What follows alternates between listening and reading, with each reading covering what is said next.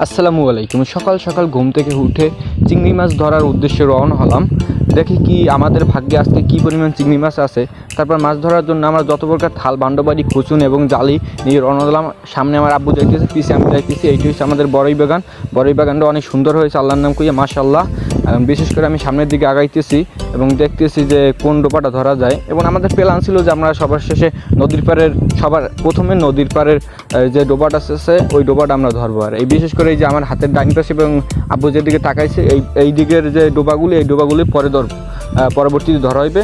এখন আব্বু বলো যে এই জায়গাতে পানি নামবে, আমি এই জায়গাতে বাদ দিই, তুমি ওই সামনে যাইয়ে দেখো যে পানি কী অবস্থিত। আমি সামনে গেলাম, সামনে যাই দেখতেছি যে না, পানি টানে নাই। আমি ডাক দিয়ে বললাম যে আব্বু পানি টানে নাই, ঠিক আছে। তারপর একটু আমি চরের দিকে আগালাম, সামনের দিকে আর কি। সামনের দিকে আগাই দেখি যে আস্তে আস্তে পানি নামতেছে। এবং বিশেষ করে এই সময় আমি দেখছি একটা পাতি শিয়াল ফজুত করে দৌড় দিছে। সেটা আমি ভালো মতন দেখার আগেই আমার ক্যামেরার রেঞ্জ আসে নাই। তারপর আব্বু বলে দেখে যে নদীর পানি হারছে কিনা। তারপর আমি নদীর দিকে তাকালাম, যাই দেখি না, নদীর পানি হারে নাই। আর নদীর যে কত সুন্দর একটা ভিউ, ওপারে নতুন করে ব্লক করছে, ওপার ভাঙ্গে, তার জন্য আর নদীর পানিটা অনেক সুন্দর এবং ফ্রেশ ছিল। আর বিশেষ করে চারিদিকে সুন্দর ছিল। তাই ইতিমধ্যে আপু ডাক দিয়ে বলে আমার দুটো পেঁপে পাইরে দে, আমি রান্না করবো আজকে, ঠিক আছে। তার জন্য আমি দুইটা দেখে শুনে দুইটা ভালো পেঁপে পাইরে দিলাম। এবং পরের ভিডিওতে আর মাছ ধরার ভিডিও, ঠিক আছে। ধন্যবাদ, আসসালামু আলাইকুম।